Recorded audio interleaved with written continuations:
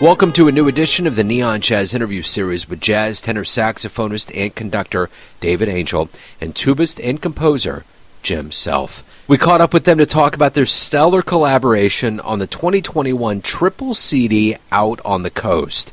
So the Los Angeles-based David Angel Jazz Ensemble is a 13-piece jazz band, and all of the music is composed and arranged by David himself.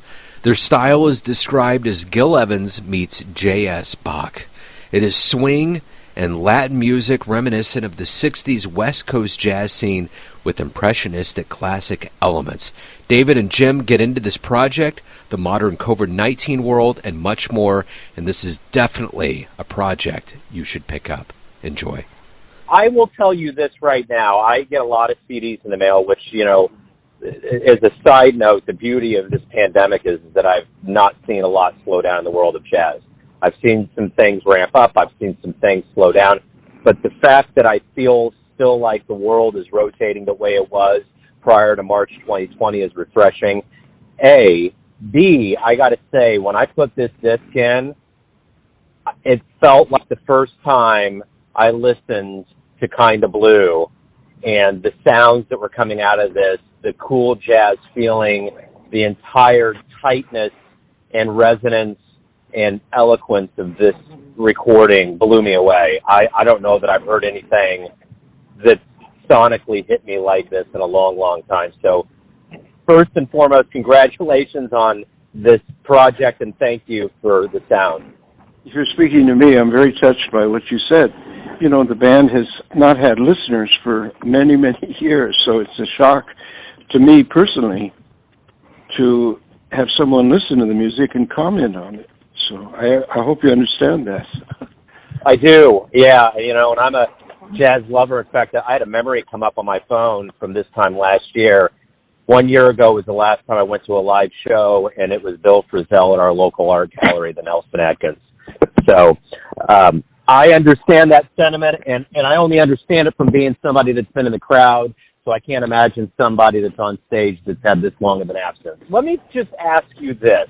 As architects of this album and sound and performing, how did this project come about, and what are your feelings on what you sonically wanted to create for this project? Well, I'm the guest. It's Jim who started the whole thing, and he had the idea and the ability to carry it out, and the players, of course, were very enthusiastic. That surprised me, too, because I'm used to the calm nature of a rehearsal band. Yeah, ask Jim how it all began. The band, you probably have read the notes, maybe, but the band has been around for about 50 years as a rehearsal band, and absolutely packed full of the greatest jazz players in L.A. all those years. I've been in the band as a tuba and bass and bone player for several years now, and before that I was a sub on the band, and everybody that plays on it just loves it. And for one reason or another, we've never had it was one other recording, but it's not commercially available, and it was before my time. And so I have the resources and I made many of my own albums, so I decided to spring for producing this.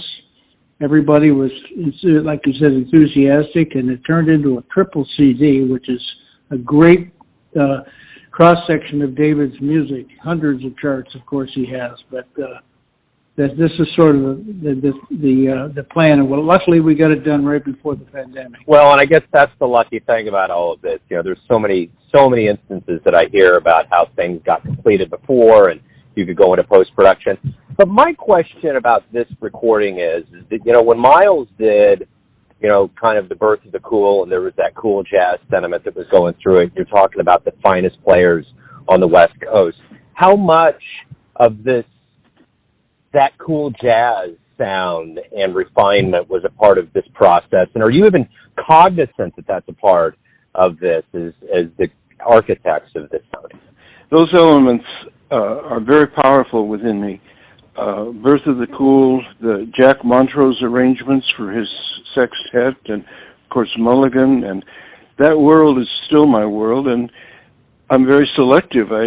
If something is popular and even virtuosic, I'm not interested, because there's a need for music.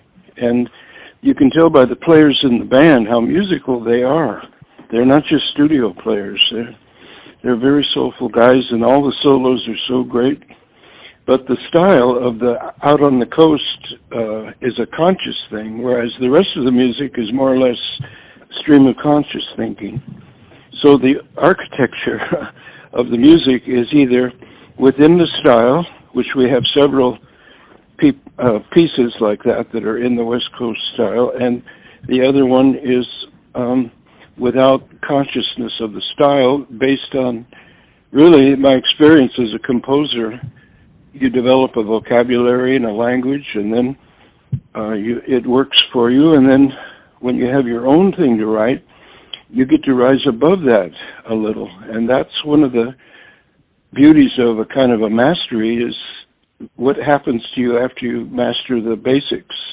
And I think that's true of Gil Evans, and of course Duke Ellington was completely free, but his inspiration on me, Duke Ellington's influence on me and Billy has to do with the freedom they took, from harmonic freedom, form freedom. Those are the things that really opened me up and made me realize how many more things could be done in jazz than just stomping your feet, you know.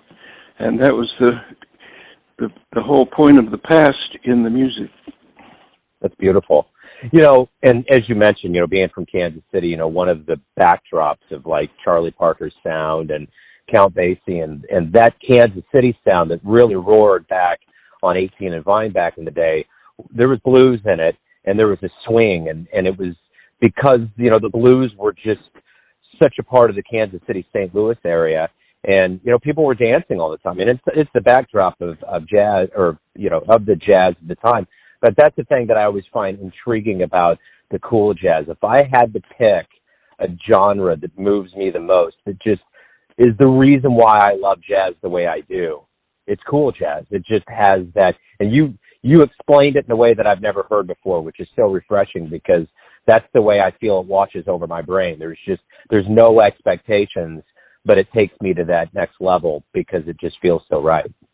The harmonic language of some of the East Coast players was really expanded into compositional language by the West Coast writers in the 50s, you know, and Bill Holman, of course, was one of the first to use the language of East Coast piano players and put it into a West Coast setting. The West Coast meaning refinement.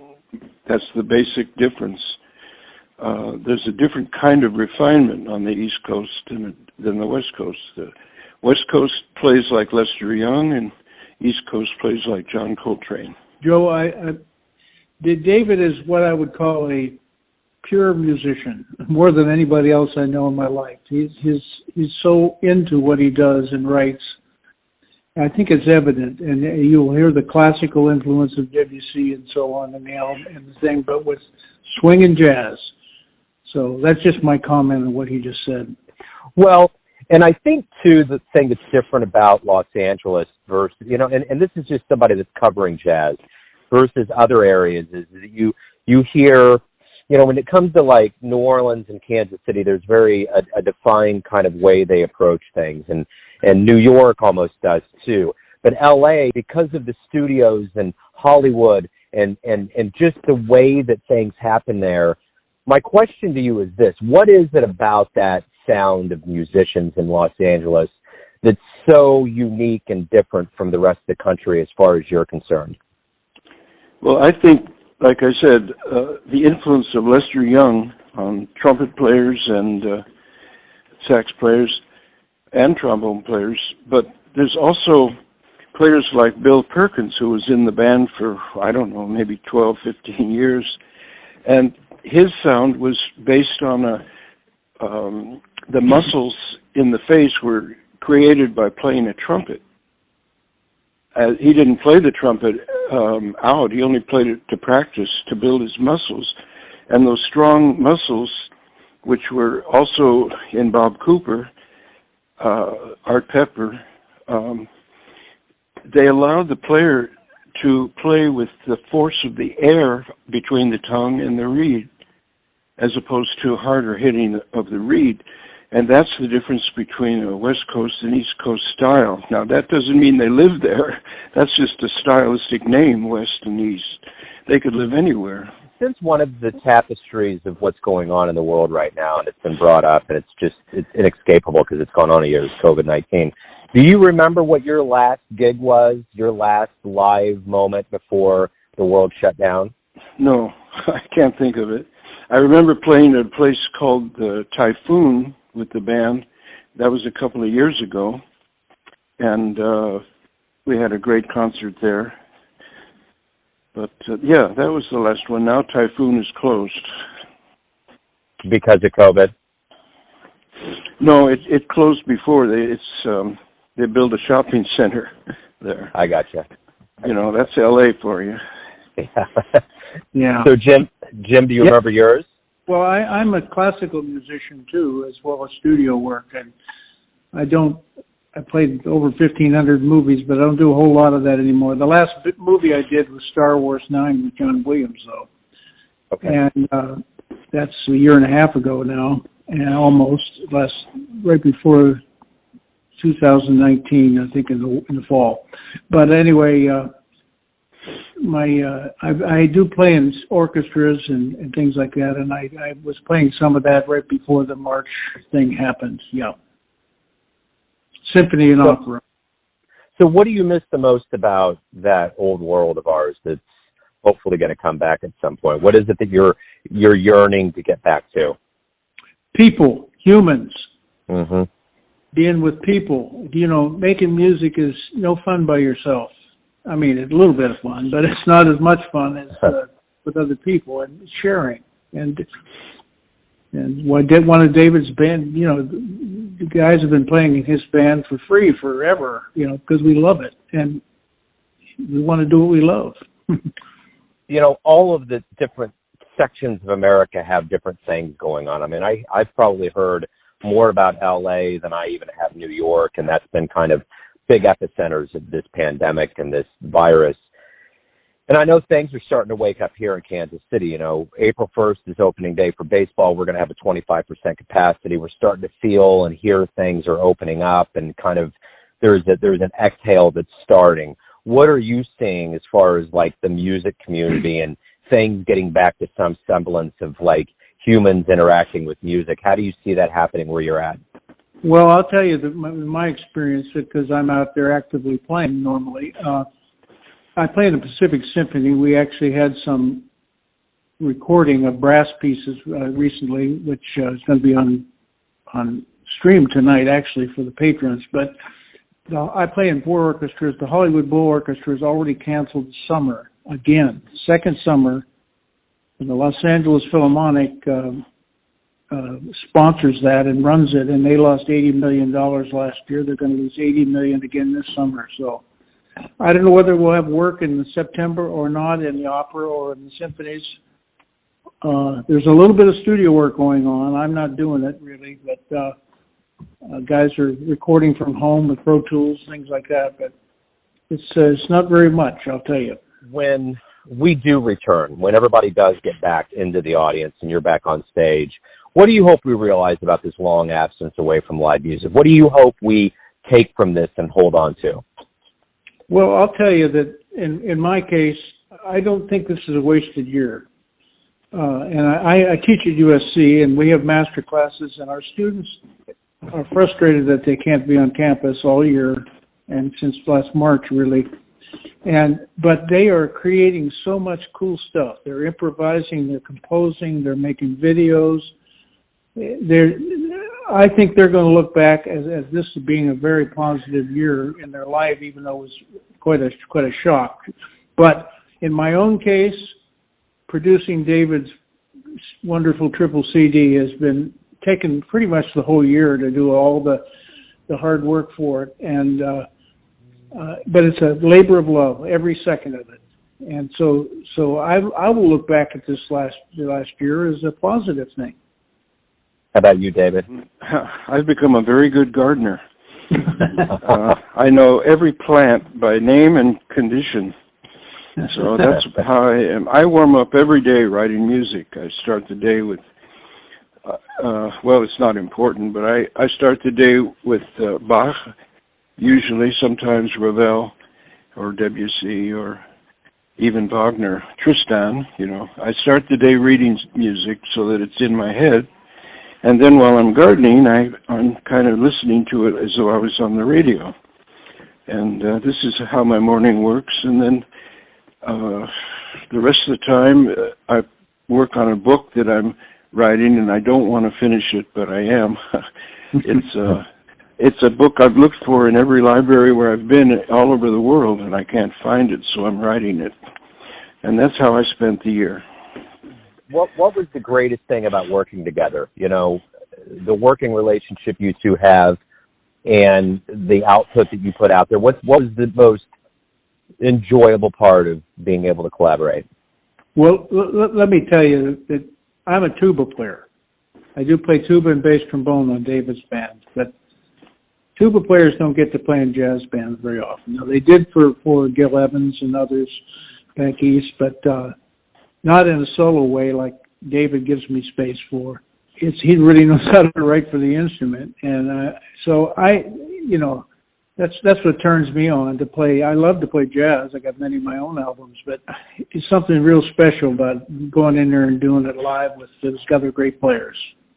For me, it's the band, the players that somehow in the reviews that have come around, they don't get mentioned by name that much, except as a list. But it amazes me that the reviewers aren't commenting on the great solos of these players and the ensemble work, the way they blend and the way they pull the music into focus. This all seems to be ignored in the 8 or 10 reviews that have come in, and it astonishes me. So my reaction is, what about the players that have put this together? You know, it's my job to write the charts, but it's their job to play the music, and there's very few comments about that. And otherwise, our working relationship has always been wonderful. So with that in mind, I mean, really, you know, it's about recognizing the unsung in here. Tell me, just say something about these musicians. Really, like, this is public record, let's put it out. Tell me how you feel about, you know, individuals and collectives that have put this album together. The two trumpet players, who play flugelhorn a lot, because I prefer the sound of a conical bore than a cylindrical bore, but those two guys are such great jazz players, and at the same time interpreting the volume and the level of intensity, the phrasing, they make it up themselves most of the time. It's a miracle. When Ron joined the band, it changed the band's sound. Just like John, the guitar player, Chiodini, when he entered the band, it changed the sound of the band ever so slightly, but clearly. And then, of course, the great sax section. You can't have a better sax section than we have. I'm sure you heard that on All Right during the 2 choruses of Soli. The miracle of the French horn. Stephanie O'Keefe blends in as though she could play solos, even though she doesn't improvise. She has the jazz feel. Bill Perkins, 20 years ago, said to her, "You might as well call yourself a jazz player because your phrasing is perfect." We have a great trombone player, one of the world's greatest, and Jim, of course, on tuba, just nails everything and sings it. He doesn't just pump it out. It's lyrical all the time. So he takes advantage of my attitude toward the tuba, which is, as he calls it, a bass flugelhorn.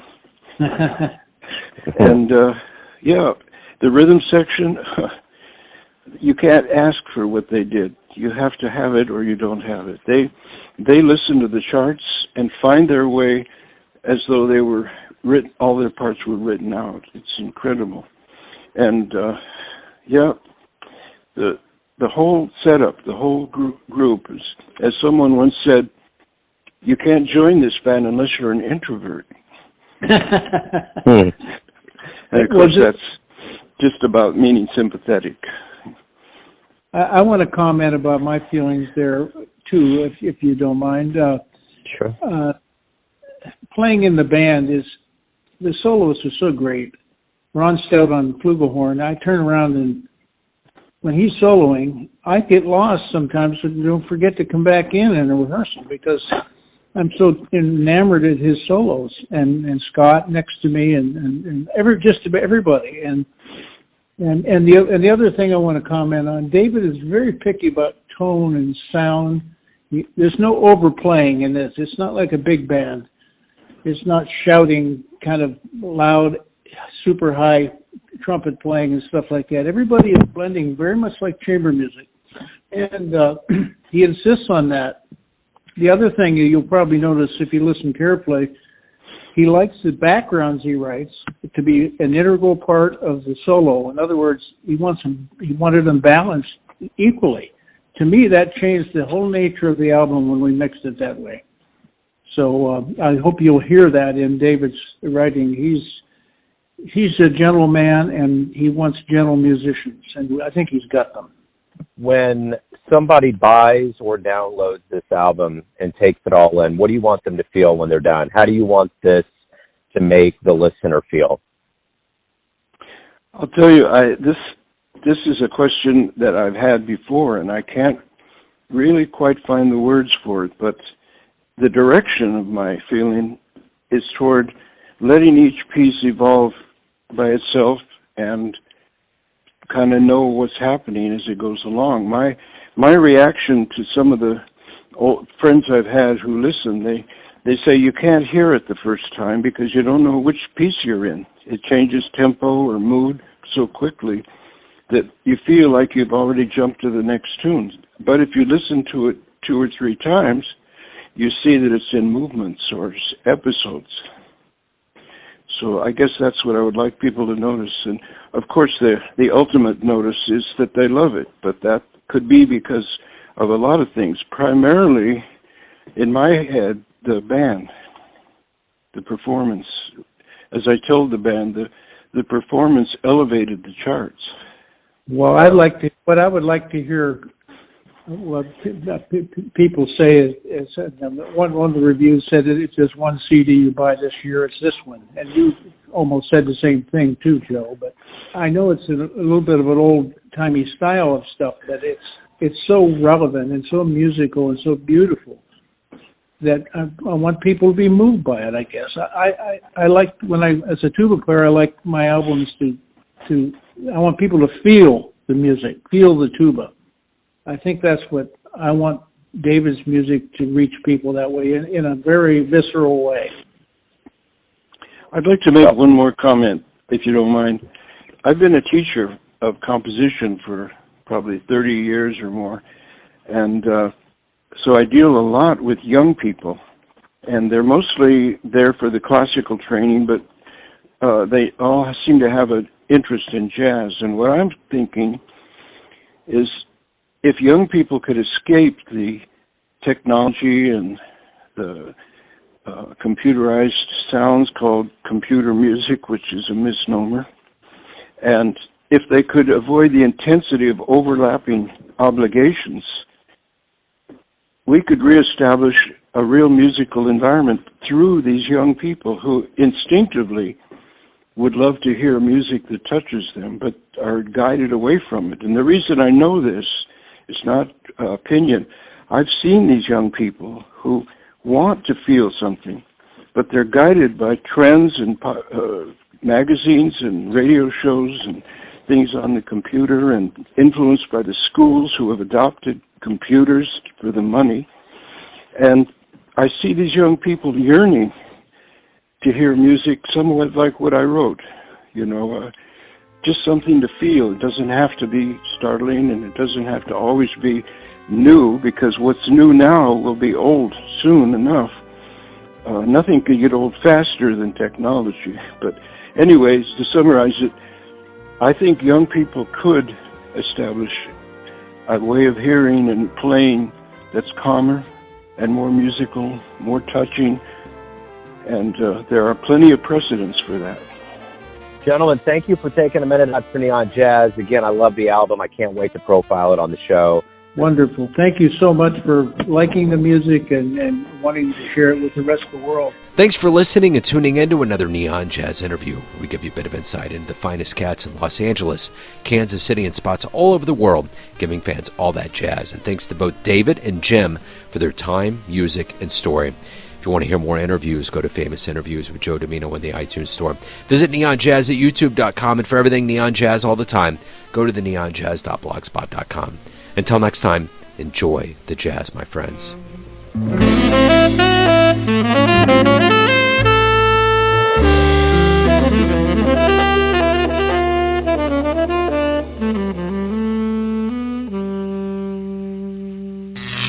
Neon Jazz.